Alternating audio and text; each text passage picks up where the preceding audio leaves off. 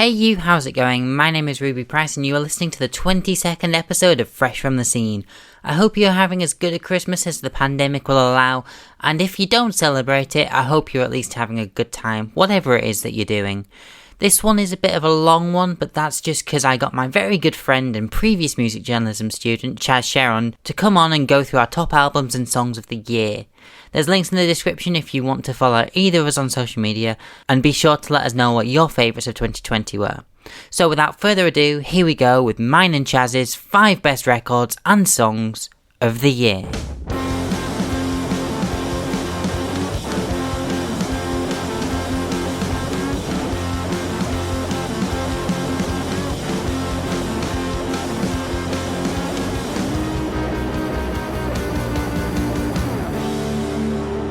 You're listening to Fresh from the Scene with your host, Ruby Price. Welcome to Fresh from the Scene. Today's guest is my very good friend, Mr. Chazz Cheron.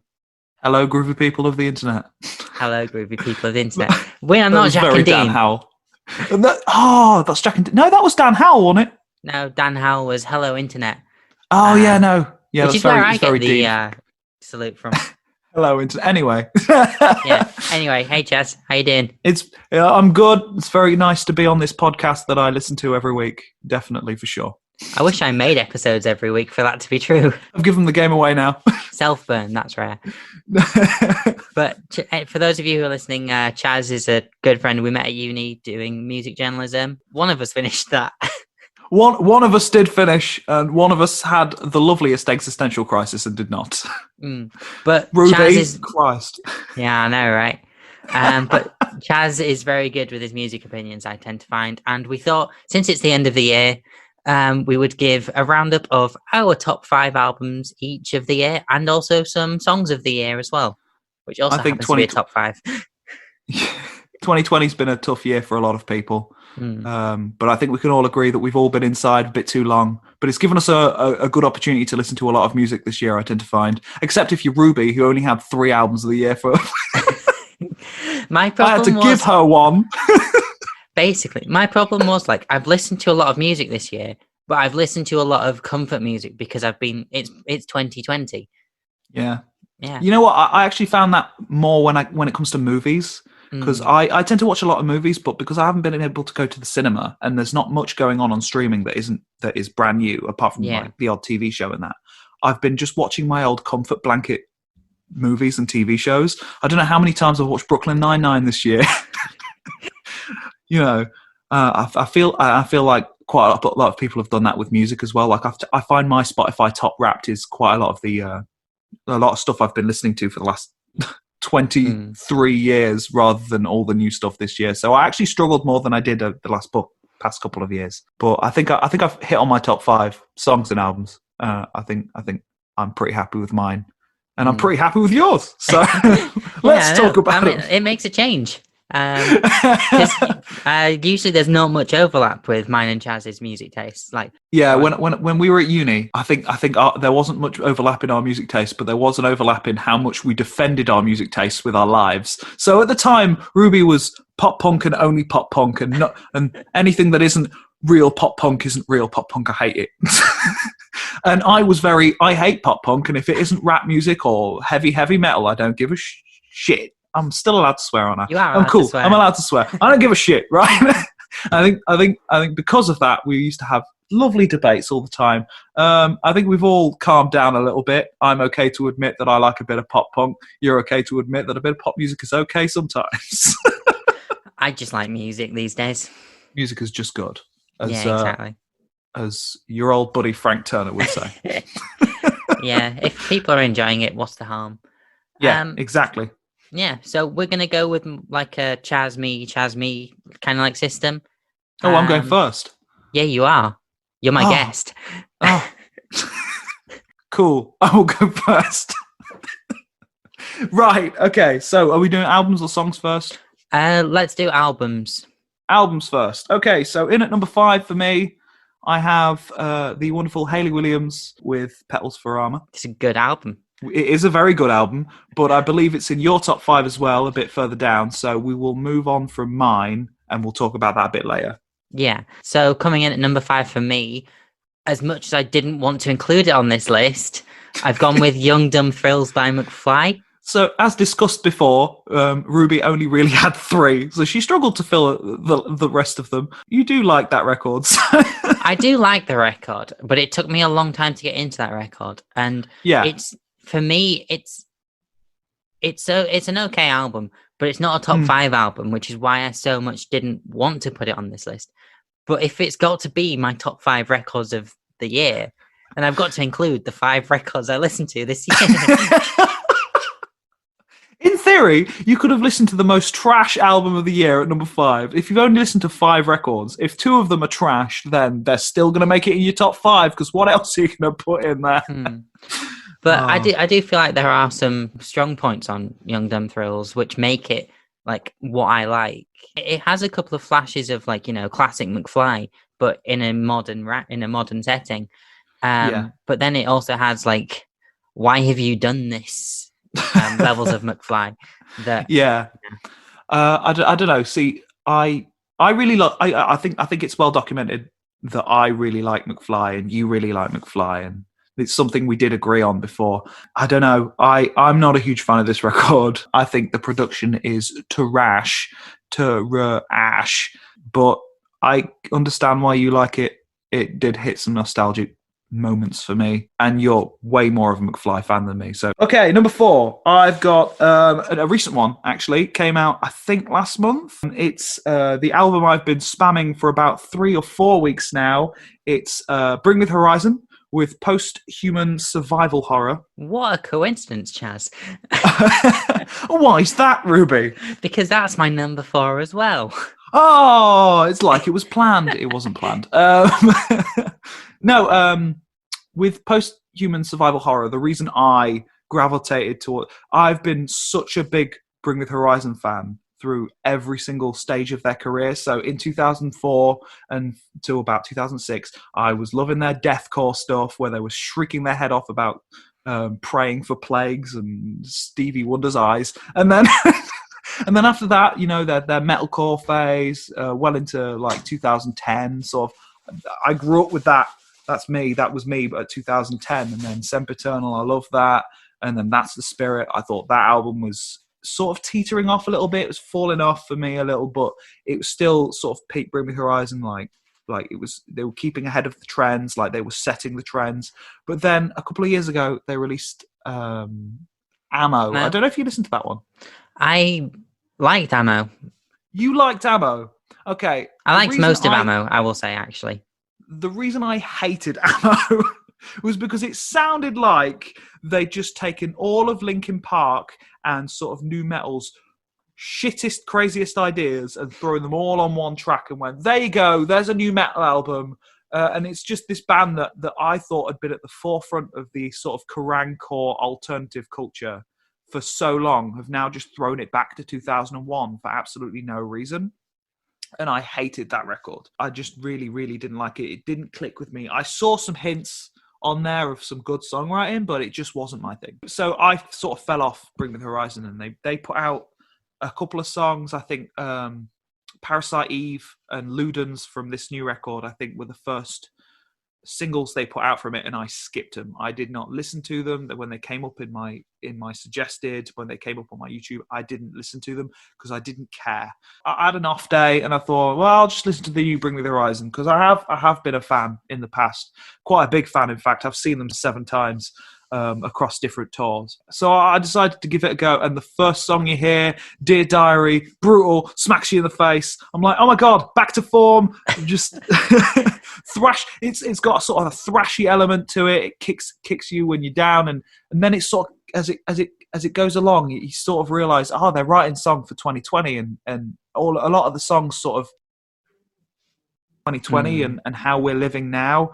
Like there's this particularly poignant moment in Parasite Eve, which is a song I skipped because it was one of the first songs they released from the album, and it's when we forget the infection, will we remember the lesson? And I just think that's just so 2020. Like I think that makes a point that a lot of people haven't made, because this is going to end soon.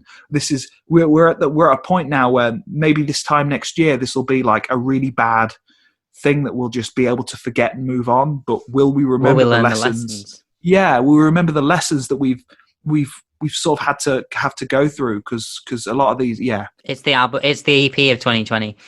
Yeah, I think in terms of the 2020 in the alternative culture, and I'll get onto why I say in the alternative culture. I think this is the record that people will remember as being the most 2020, and that's why it's my top 4. Yeah, I completely agree with you as well. Like Up to Ammo, like Bring Me the Horizon were a band that, you know, they released something and it changed the rest of the scene. You know, Absolutely. if you look at, you know, Sempiternal, when that came out, metalcore in the UK changed. You know, Absolutely. all of a sudden it was getting Radio 1 plays and stuff. Absolutely, yeah. Which happened before, but it wasn't. It was, you needed something very commercial. Whereas, as much as Sempiternal is a more commercial sound compared to previously, it's still very much metalcore at its heart. I still remember where I heard Shadow Moses and Sleepwalking on BBC Radio 1 for the first time. And I really thought, like, the music industry's changing, where music... Because what was I? 2013, so I would have been 16. Shit, and I thought, well, the music industry is finally catching up with me.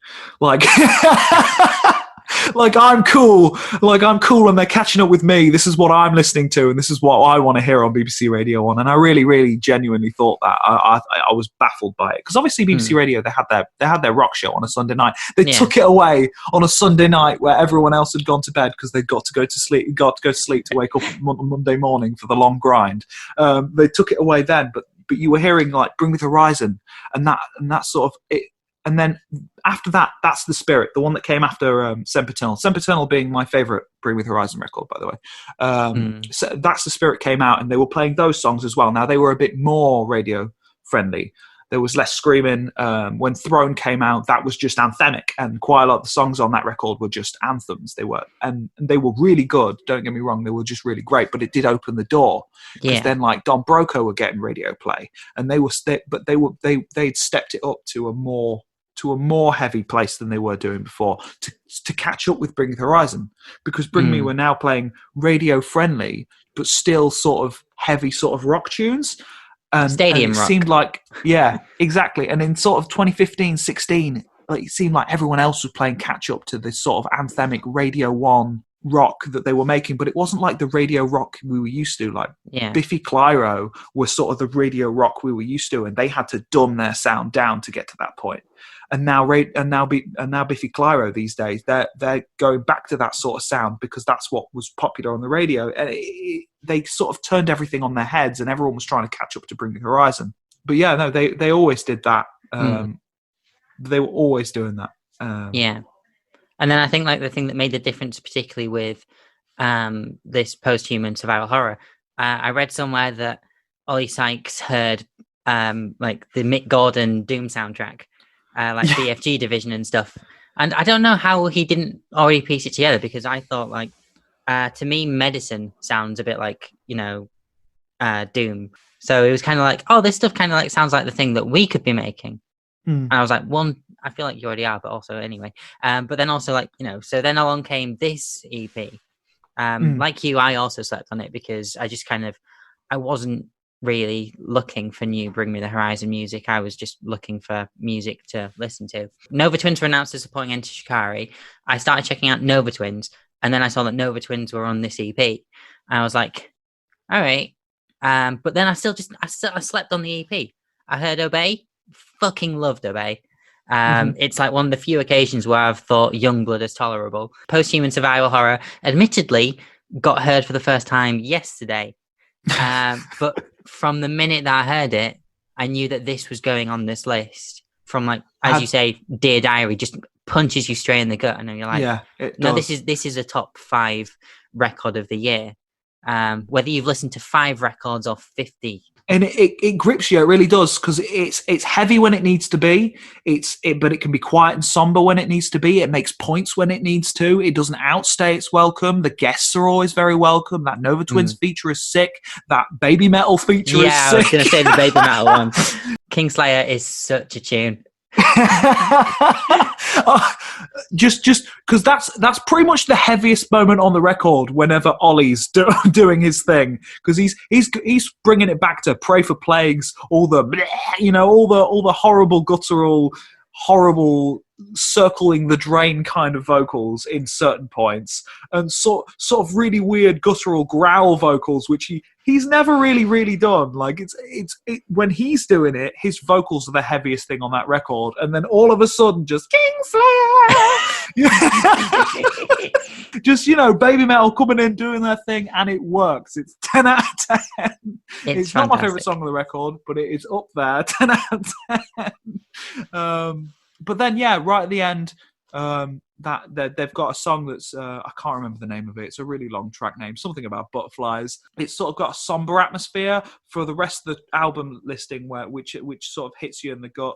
I don't know, that record. I could talk about it all day. It is 2020 summed up by someone who's very, very, very angry about it.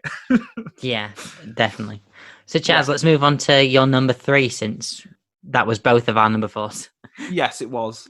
My number 3 is an album that I only discovered because their lead singer was one of the actors from The Witcher, which came out earlier this year.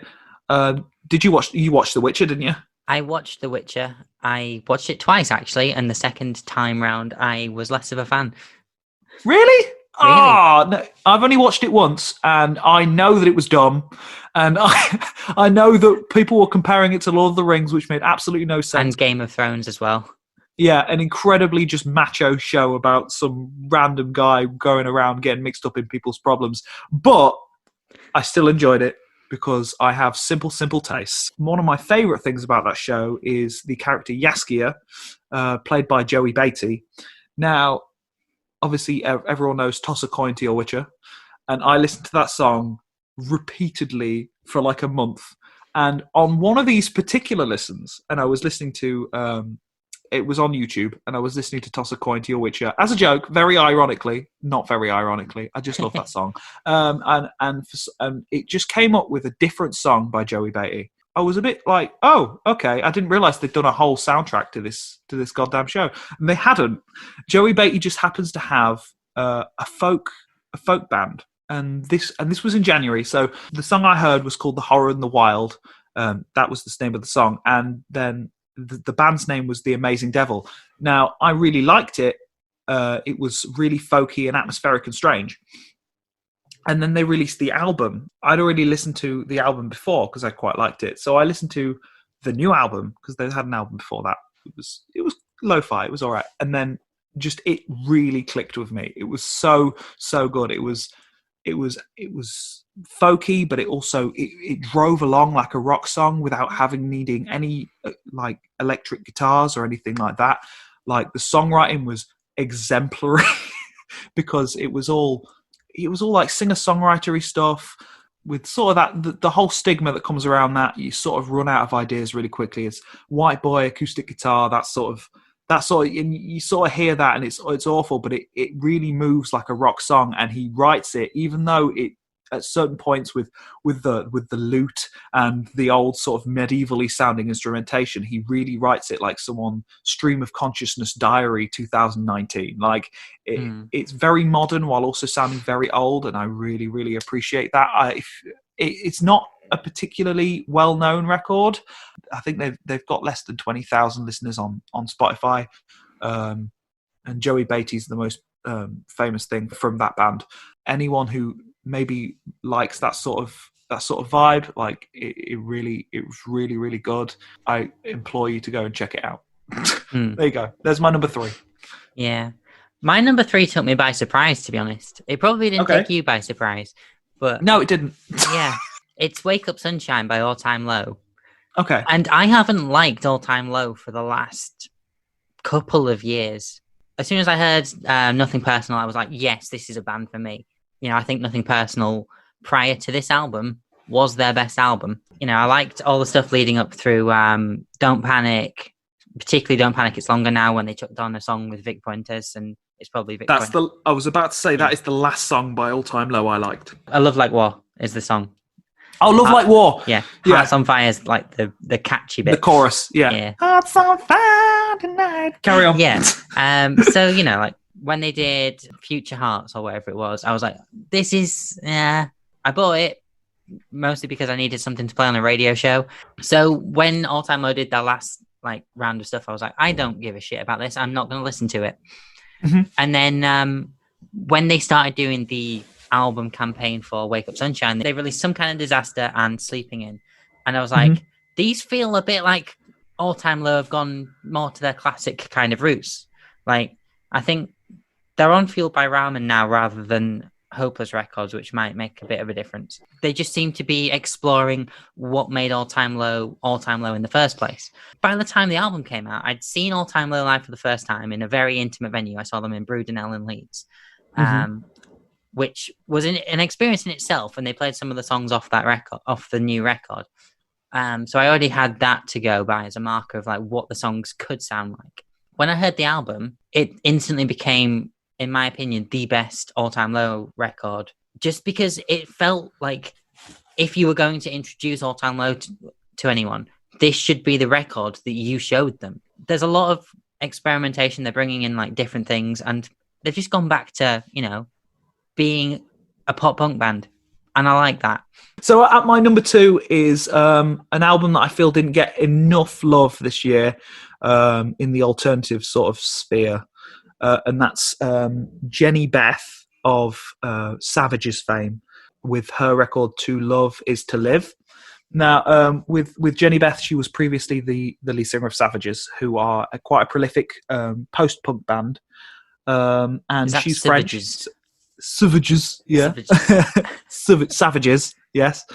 She's French, so we have that in common. So obviously we're related. That's how it works. But so she sort of struck out this year by herself.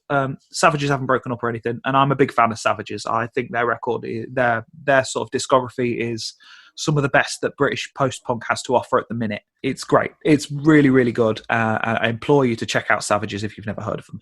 But Jenny Beth struck out this year by herself, and I was worried that she'd just make the same stuff that she'd been making with Savages previously. Yeah, sort of 80s and 90s infused sort of post-punk stuff. And then I was pleasantly surprised when the first track I heard from her, from the new record it was called I'm the Man, and it was weird. It was sort of a violent industrial sound rather than a post-punk sound, and I sort of forgot about it. It lingered in the back of my playlist, and then it sort of span every now and then. And then the record came out, and it was suggested to me on Spotify, and I listen to a lot of records, so I was like, oh, I'll throw it on. Threw it on in the background, and I was playing a video game at the time, and I paused the video game for a particularly just stellar opening song. Stellar. I cannot remember the name of the song because for the life of me, I don't remember the names of songs. But just the opening song, I was like, whoa, okay, this is what we're going for. And from there, like just every song, just violence, just anger and sex. It was so strange, like the way she melds sort of the sort of tension and fragility and just there was still a weird sensualness in her music. It was really strange, and I couldn't quite put my finger on it, and I still can't to this day put my finger on why I find it so captivating. And it all comes to a head. It all leads to this grand finale towards the back end of the album, where every song builds so much tension. And I don't know. I've got one of her songs in my top 5 songs of the year, and I will discuss in further detail why I think it's sort of the perfect. It opens and closes so perfectly, and I will explain that then. So stick around, because that's going to be interesting. So speaking of sticking around, one that we told you to stick around for is my number 2, and that would be Petals for Armour by Hayley Williams. Hooray! We finally got to it. Is it just me, or does this album feel like it might have actually come out in at least it might have started in 2019? Because this year has either gone on too long, or this album campaign just kind of felt a bit too short. Yeah, no. See, with Petals for Armour, it feels like it's been out years. Like it feels like an album I've been sitting with for ages. You know what I mean? I think it might have come down to the fact, this album came out in 3 EPs. And Yeah. the album carries on with that because if you listen to it on streaming platforms, it's got 1 2 3 4 5 1 2 3 4 5 1 2 3 4 5, and those sections of 5 all feel like 5 specific like points of an album. Did you listen to them as EPs as they were coming out? I listened to the first one. No, I listened to the first 2 as EPs. After that, I waited for the album to come out properly for the last one, because I'm more of a, despite everything I've said in this entire episode of Fresh from the Scene, I am in my heart a records gal. Like, I like to listen to albums as albums, just not new ones apparently. Yeah, I had a sort of similar thing. Well, I didn't really listen to it as EPs. I listened to the odd song off the EPs that would pop up in my recommended playlist.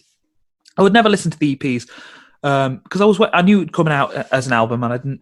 For some reason, my brain didn't want to spoil the album for me. I know that's ridiculous, but I was listening to this. I was listening to the singles, and I thought there were some really solid singles. One of them is going to be in my top 5 songs of the year. Same, but a different song. But a different one, yeah. They are both off the same EP. Place your bets now. Which EP they are, it is? Yeah.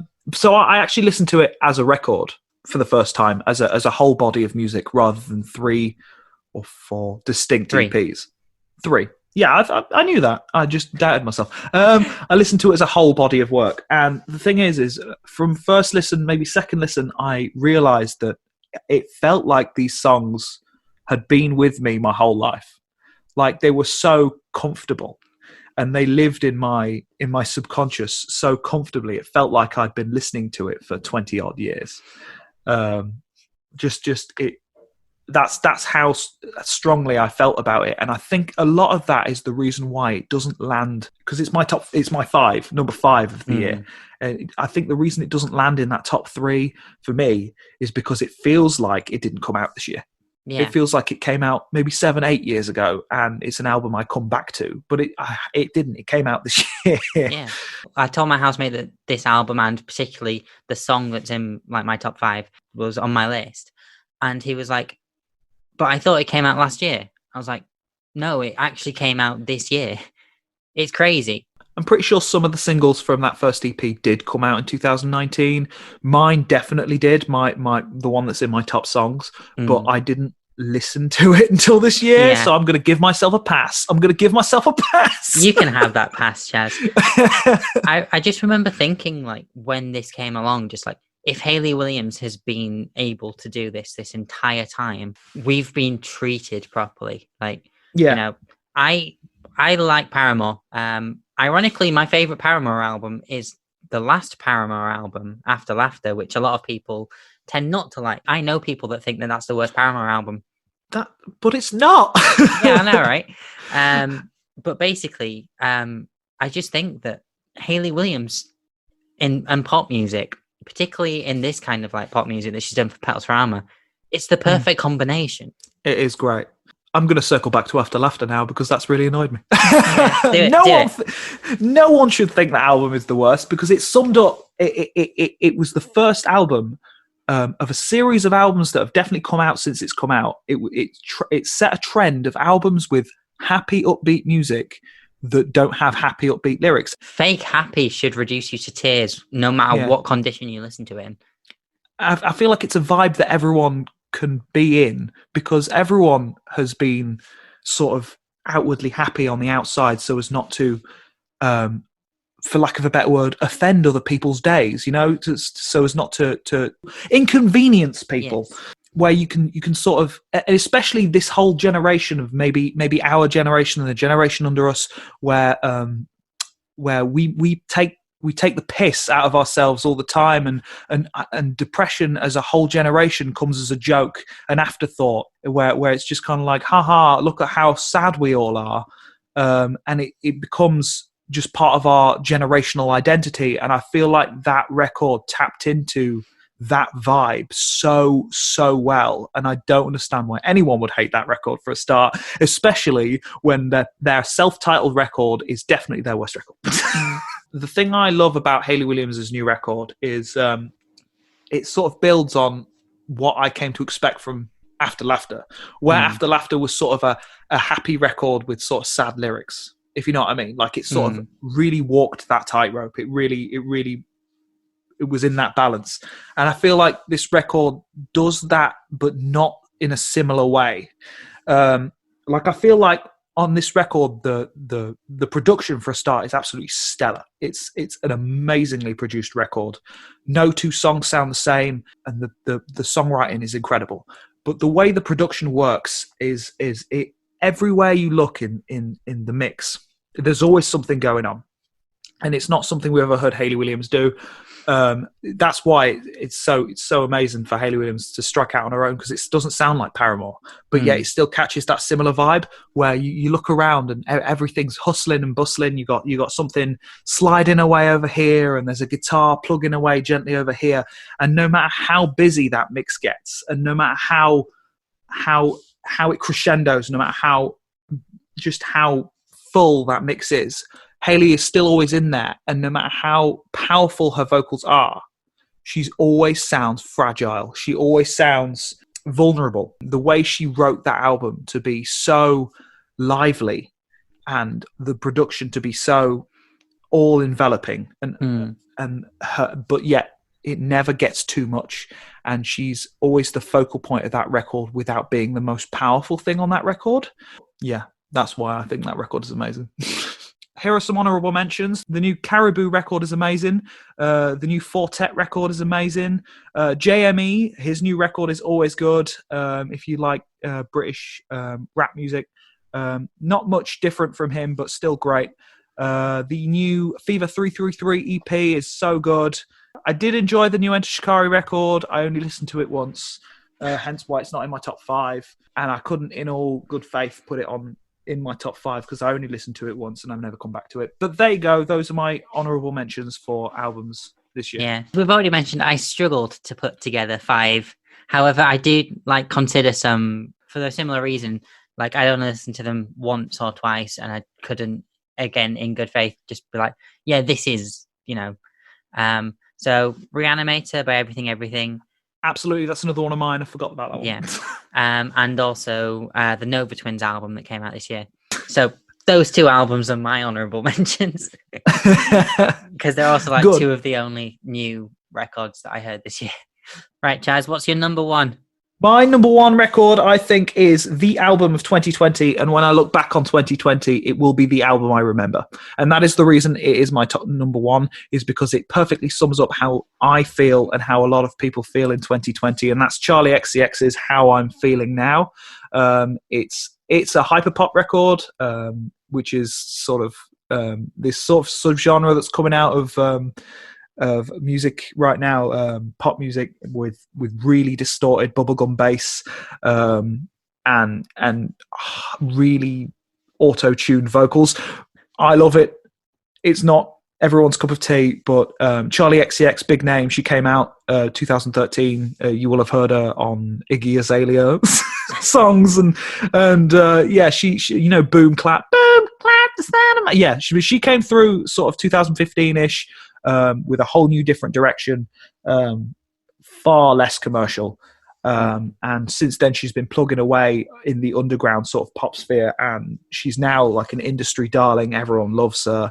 Her records are always revered by critics. So they love her so much. And up until this year, I mean, I really enjoyed her work, but this is the first album where I've really thought, it's 10 out of 10. And with sort of How I'm Feeling Now, it was released in sort of February. Not February.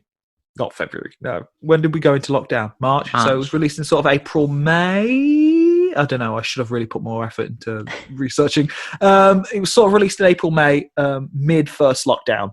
And she'd written it all during lockdown.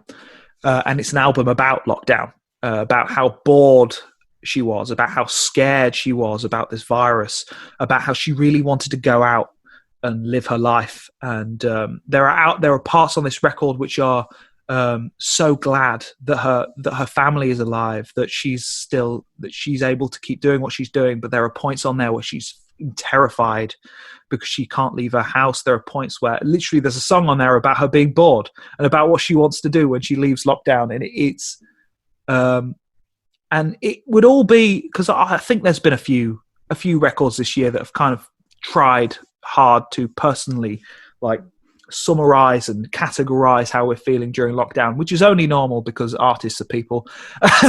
Yeah. And they've been feeling the same emotions that everyone else has, and why wouldn't you write about that? But I think Charlie XCX and How I'm Feeling Now is the only record I've heard this year that came out during lockdown, was written during lockdown, and perfectly encompasses how I was feeling during lockdown.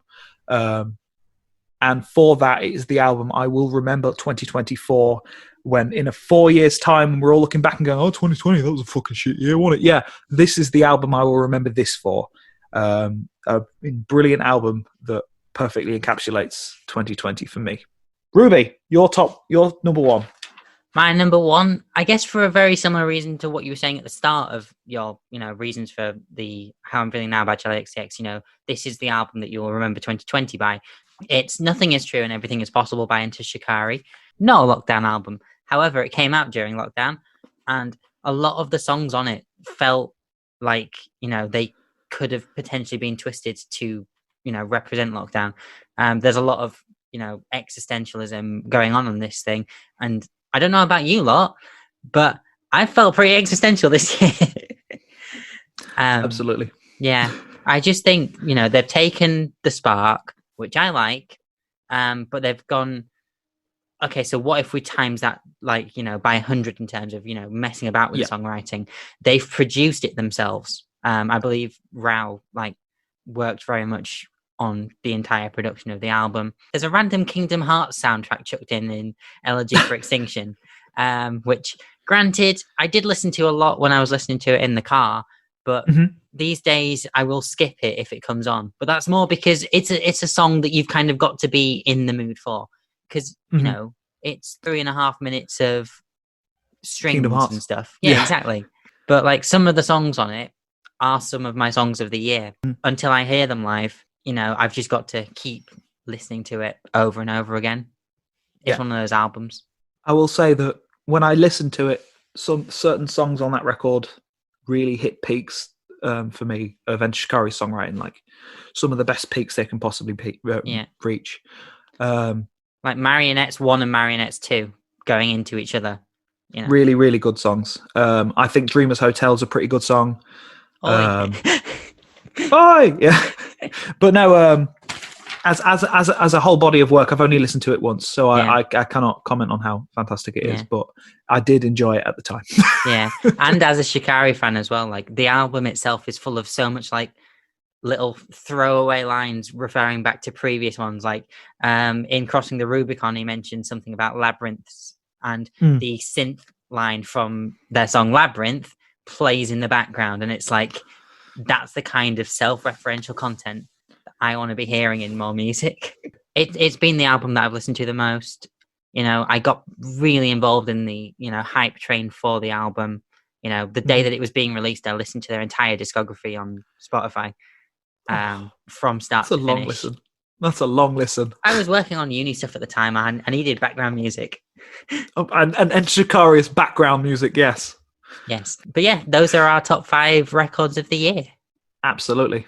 Absolutely. Top 5. For this one, I've got a lot of honourable mentions compared to my records list, but I listened to a lot more songs than I did new albums this year.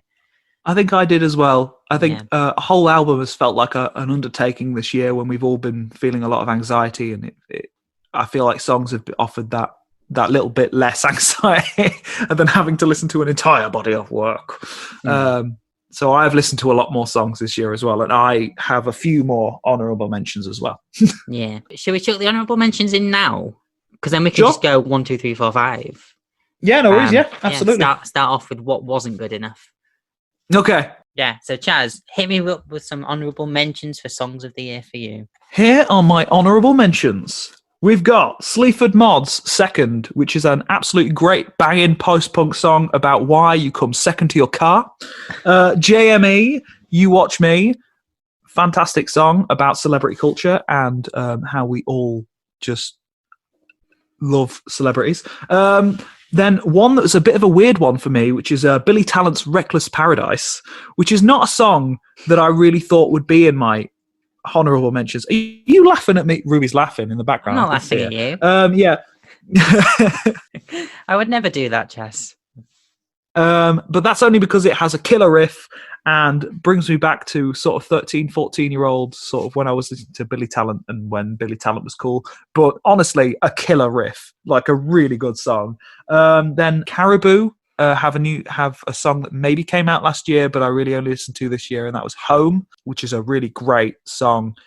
Sort of fuses that sort of 60s sort of R&B soul with some more tight dance production. Really good song. And then Fortet's Teenage Bird Song, who also has a great album this year, who I think I mentioned in my honourable mentions. Teenage Bird Song has been one that's constantly in my headphones because I've been doing a lot of walking this year during lockdown, during our government-mandated exercise periods. And it feels a lot like when I listen to it now, it brings me a lot along on those long walking journeys where I'd just be looking at the trees and be in my thoughts, and because the government allowed me to go for a walk. Thank you, government overlords. Yeah, absolutely. Your honourable mentions, Ruby. My honourable mentions, in no particular order at all, because it's honourable mentions. Obey, Bring Me the Horizon.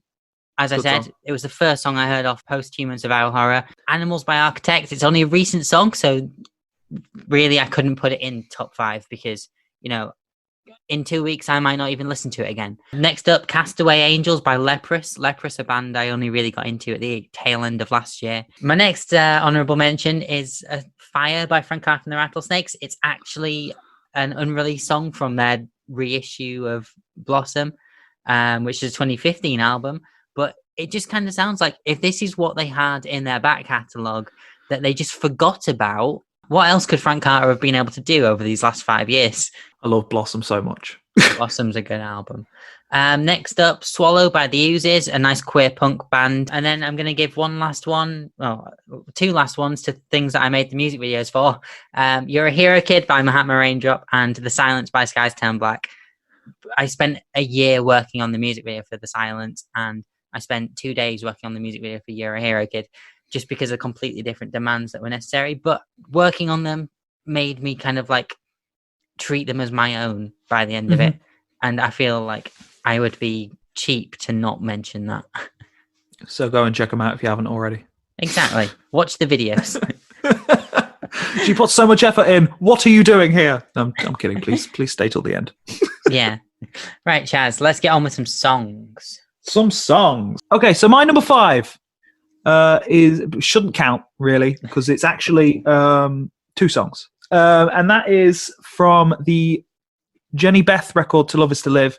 She's got 2 songs back to back on there called How Could You, and then the next song French Countryside. Now, if I was actually grading songs this year on how much emotional impact they had on me upon first listen, this would be number 1, and it is because How Could You is the most aggressive sounding song on the whole record, on an album that is already pretty overwhelming. It's a song that builds. It's a song that is rage. It's anger. It really is like overwhelming. It's like a violent machine that devours the landscape. That's what it sounds like to me. It's terrifying. That's how the emotional reaction it elicited in me. And then it stops right where the climax is. There's no time for it to peak and then trough. It just peaks and stops. And then for 15 minutes, you got just dead silence. And it feels like a time to breathe. It feels like time to process. And then the gentle pianos of the next song, French Countryside, start. And it feels like the landscape that was utterly devastated by the last song before grow back, and the landscape rebuilds, and it's so cathartic. It feels a lot like how you feel when you have certain sort of dark episodes. Sort of, a lot of us have had them this year, especially with feeling isolated. It feels like isolation for me, and then recovery. And that song feels so much like recovery and catharsis that it listed such an emotional reaction in me, to the point where I can't listen to it very often anymore because it elicits such an emotional reaction out of me. Just those songs back to back. And they're not one song, they are two songs individually on the album, but there is a 15-minute break between that point where that leads in, and it feels like those songs are meant to live together. And I can't listen to that record very much anymore because of that moment on the album. But because of that emotional reaction, I couldn't not put it on my top 5. And the only reason it's not higher up is because I can't listen to it very often. But it's such a powerful moment on that record, and I love it a lot. There you go. My top 5. Starting off my top 5, we've got Destructobot by Raiders, the UK Raiders. We've changed the tone. We have very much changed the tone. Sean Smith of Blackout fame, previous on this podcast, actually, episode 10. Go and check it out. Really good guy.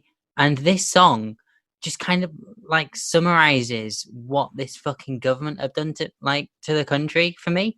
There's a there's a couple of moments in it where Sean Smith is screaming at the top of his lungs, everything has turned to shit, followed by fuck yeah. Because we needed everything to turn to shit for us to see how bad it got.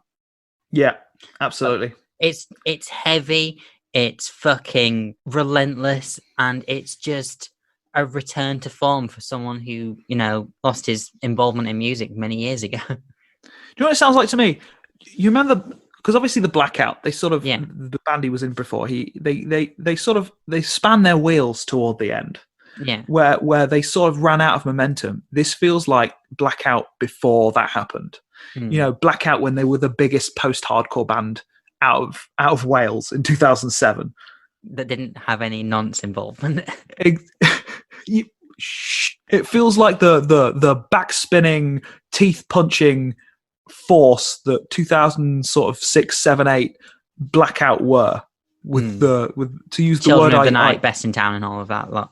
Yeah, and Spread Legs Not Lies. I love that song. I love it. It's meaty riffs. It's pummeling. It's great. Post-hardcore, love it so much. And I hadn't heard it before today, before this morning at 4:00 in the morning. No, 7:00 in the morning. My number 4 is one I have already mentioned. A punch to the face. A punch to the face, indeed, by Bring Me the Horizon. Mega punch to the face. No, it's Dear Diary by Bring Me the Horizon. The first track off Post-Human Survival Horror, which quite literally is the opening. It less eases you in gradually, and more throws you out of a window and onto some knives. And I think it's just so because of Ammo. Like I will have mentioned this before. I didn't enjoy Ammo. I thought it was just not the Bring Me the Horizon I loved. They threw it back too much, and then they brought this out, and they'd still just gone back nostalgically to a point before, like because they'd been softening their sound for a while, and all of a sudden it was back, but it still felt so. It didn't feel like they'd gone backwards. It felt like they'd still gone forwards, but exactly brought, things forward. And I think that kind of it's such a great opening track because it's like, right, this is what we're doing now, and there's no beating around the bush. There's no beating around the bush. It's not it. It announces the EP. It announces it so well. Like, this is what we're doing now. This is our mission statement. This is how we're feeling. And it's just so good. And there's a bit in it where he shouts at a dog mid-verse. 10 out of 10. If every song had a bit of shouting at dogs. Just right in the middle. Just he shouts at a dog. So good. Anyway, I've not explained that very well, but it's a really, really good song. And it does beat you around the face. I've got at number 4 Backyard Bastards by Wargasm brackets UK. That's 2 bands in a row for me that have been UK. Yes. Apparently just they need to start thinking up more original names. But because they keep stealing names from America. Wargasm were a band that I was aware of pre-2020. The guitarist and one of the vocalists in Wargasm was previously in Dead, who were a band that I saw just before they broke up. And when Sam Matlock announced that he was going to be starting this new project with Irish model slash bassist slash singer, Milky Way. I don't know what her actual name is. I just know her as Milky Way. Like, I was like, all right, cool. But then I never got around to listen to it. And then I heard God of War, and it's new metal. It's riffy as fuck, and it's fantastic. And then this year they released Backyard Bastards, and it honestly changed like my standards for songs of this year in terms of this kind of particular genre. It's got a great music video. It's heavy, and it's fucking just energetic as fuck. See, I hadn't listened to this song before. What time did I message you? About 12 today? About the time I woke up. So we're recording this about 3:30, and I think I listened to this song for the first time about midday. And the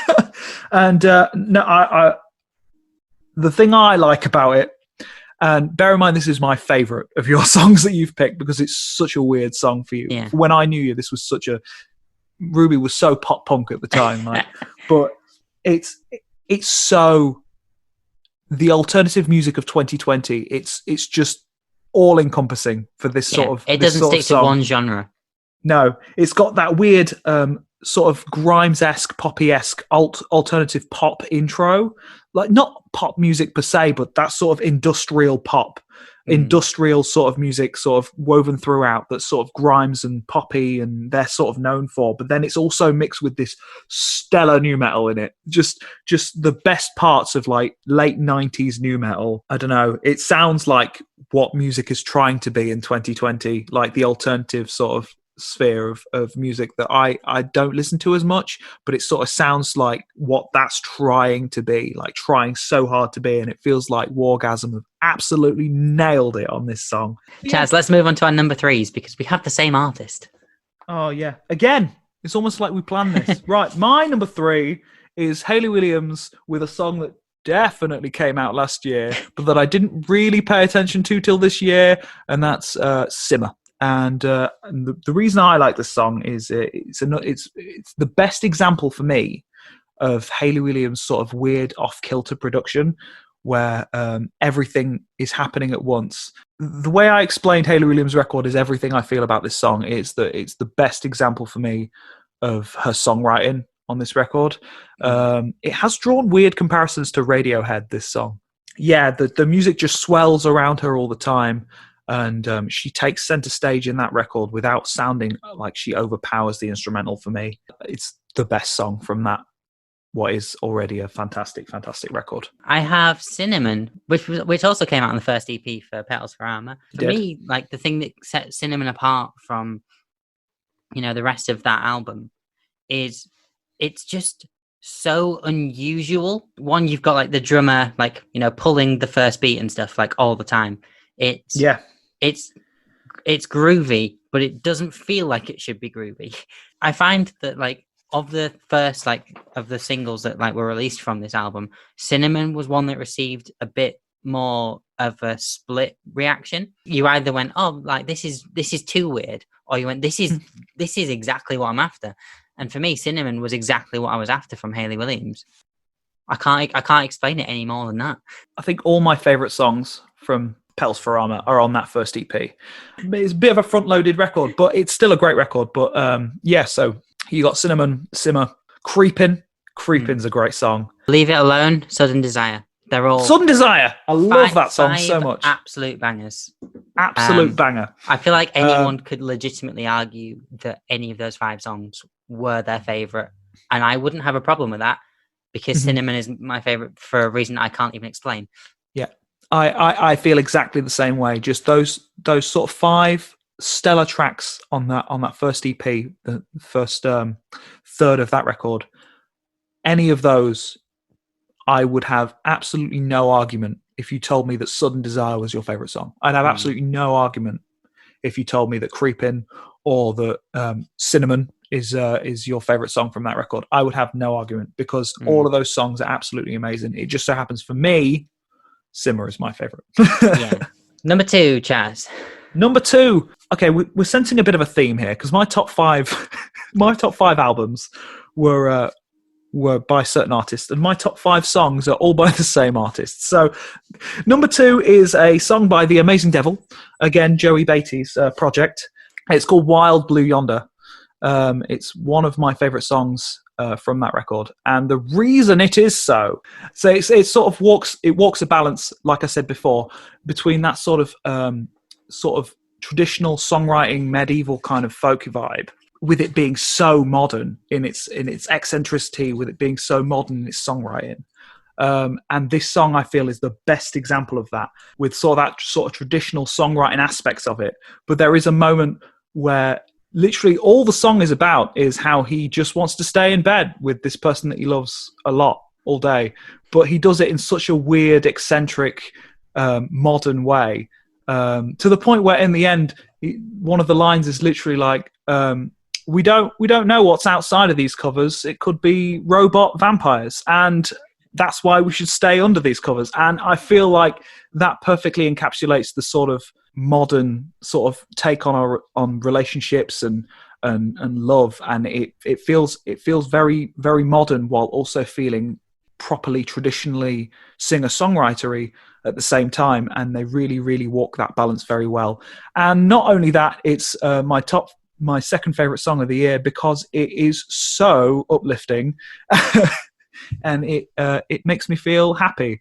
And this year has been not a year full of a lot of happy moments. Yeah, it's been a lot of negatives for a lot of people, and everyone needs a little bit of a song that's going to pick you right up. So my second favorite song of the year, Satellites by Enter Shikari. They finally gave us an LGBT anthem that is also a rock song. You know, there's a lot, I remember hearing or reading that Rao wanted to write a song for his friends who were in the LGBT scene and stuff, who were scared to be proud about themselves, because the last 5 years have really taken a toll on feeling safe as a minority in the UK. And that counts for people who are, of a different race, of a different sexual orientation, of a different gender identity.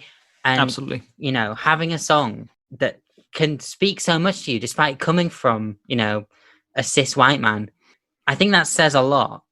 But it's not Rao trying to be like, hey, I'm just trying to replace this song as the gay anthem in your life. It feels like Rao has written a song for you. And if I was to get an Enter Shikari tattoo, it would be something from Satellites, because it speaks so much to me as a bisexual trans woman. Other previous LGBT anthems haven't said a word to me. And also it's fun. It's probably my favorite song off Nothing Is True and Everything Is Possible. And I can't wait to hear it live. I hadn't heard that song in that context, and I'm gonna really revisit it in that context. That's great. Yeah, there are lyrics like "I still drag the closet." I can't remember any of the fucking lyrics now that I'm trying to say it. But there you never do when you're on the spot. Yeah, there are lots of little LGBT things dotted throughout it, being it's there for people who hear it, but also people can just enjoy it as a popular Enter Shikari song. Absolutely. Yeah. I mean, as a cis white man myself, I suppose it speaks to my privilege that I didn't really hear it in that context, and I've only listened to it once, so I will go back and re-listen and reassess. And fair enough. For me, it was just a really good Enter Shikari song. In the same vein as sort of Redshift, where it sort of feels like they're aiming for the stars and they're achieving that sort of way. That's the way it came across to me, and I loved it for that reason. But now I'm going to go back and reassess. It's going to be I can't wait to do that. Give me your number one.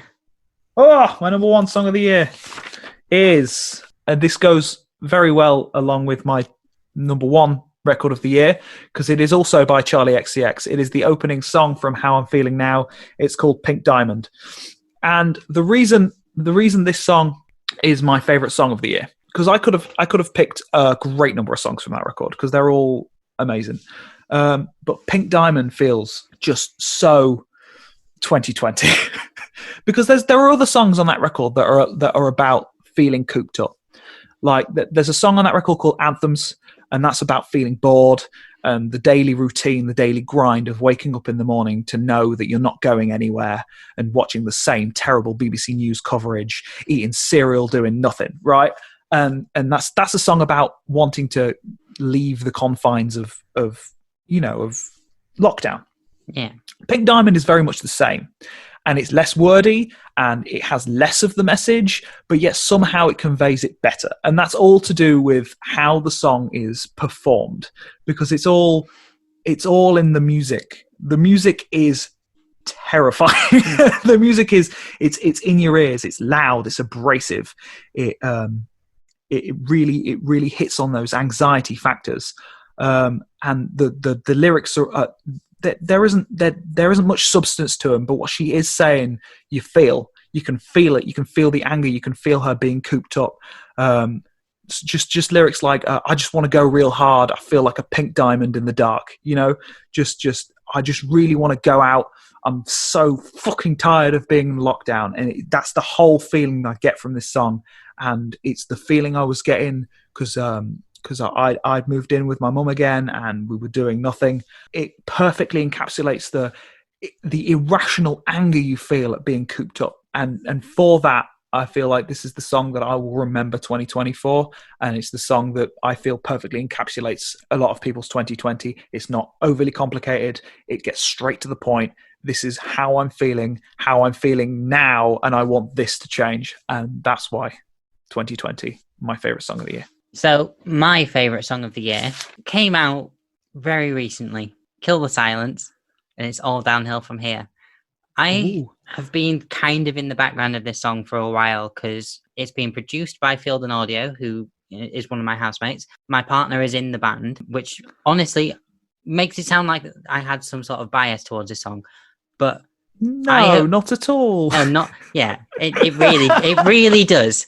But honestly, if I was to remove myself from all of that context, this song would still be my song of 2020 because it's all downhill from here. It perfectly describes the feelings that we've had during this, period.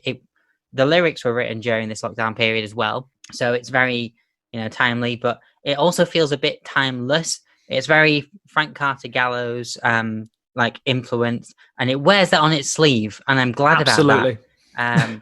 It's theatrical. And also, it doesn't hold back, there's this there's this angry little rant about 2/3 of the way through, where Jason, the singer, is just talking about all of the shit that's going on. The world keeps turning whilst fossil fuels are burning.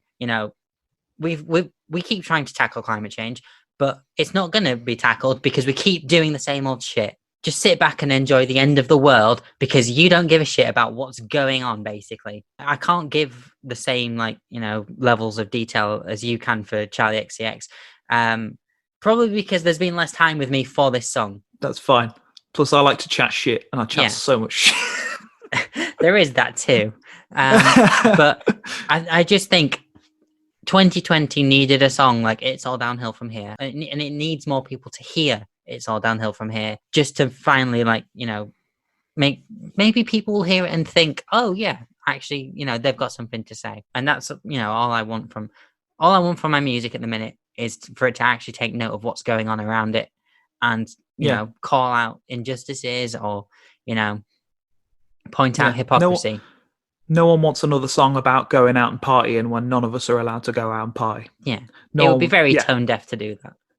Yeah, I was maybe a little bit skeptical when you sent it to me, maybe it's just because Ian's in it, but no, it is the most Ruby song I could possibly think of right now. Yeah. Frank Carr influence with an Enter Shikari style rant right in the middle, very Ruby, and I can completely understand why it's your top song of the year, and I do agree, it does have a message to it that should be heard, and there should be more songs like it, and all applause to Kill the Silence. I do think they've really smashed it with this song. It is a really good song. And can I just recommend to Ruby 10 out of 10 for her song choices this year, because not one song has she put on her top 5 that I haven't then added to my to my list this year. I haven't not added to my Spotify playlists. So full full commendations to Ruby, and I don't do that very often. We often used to disagree about everything at uni, so 10 out of 10. Yeah. But yeah, those are our lists. If you're still listening to this, make sure that you send your, songs and albums of the year our way so that we can, maybe find some more things that we should have included on this list. I definitely should have listened to more records this year, but Well, I'll kick myself because someone will mention a song or an out. Did Carly Rae Jepsen not release anything this year? She did. Can't you see? Right. Okay. Carly Rae Jepsen released a side B of her latest project, right? That came out last year. And if you follow me on Instagram, Chazz_Cheron, Chazz CHEZZ. There's a link in the description. If you follow me on Instagram and click my reviews, you'll see a little tiny review I put on there of it. And the thing is, when Carly Rae Jepsen releases a project, it's always stellar. It's always amazing. It's great pop music. But when she releases the B-sides, they're usually just as great. This year, they felt like B-sides. That's why it's not in my year-end list. Some of the songs are good. Some of the songs just feel like B-sides to me, and I don't understand why people love them as much as they do. But I still love Carly Rae Jepsen with all of my being. She just happened to not be in my top 5 this year. Yeah. There you go. So, for those of you listening, go and, check out Chazz. He has opinions. I have opinions. I don't share them very often. I only share them with Ruby. Thanks for coming on, Chazz. Yeah, no worries. Thank you for having me. It's been nice. It has been nice. You're listening to Fresh from the Scene with Ruby Price. Thank you very much for listening. If you enjoyed that, please do give it a share on social media and be sure to follow Chazz and myself on social media. As I said, links in the description. What were your favourite albums and songs of 2020? I'm genuinely curious to know because, as you've just heard, I didn't exactly listen to that many records in 2020, so maybe I should get off to a good start in 2021. I hope you're having a good end to the year. Merry Christmas. Thank you and goodbye.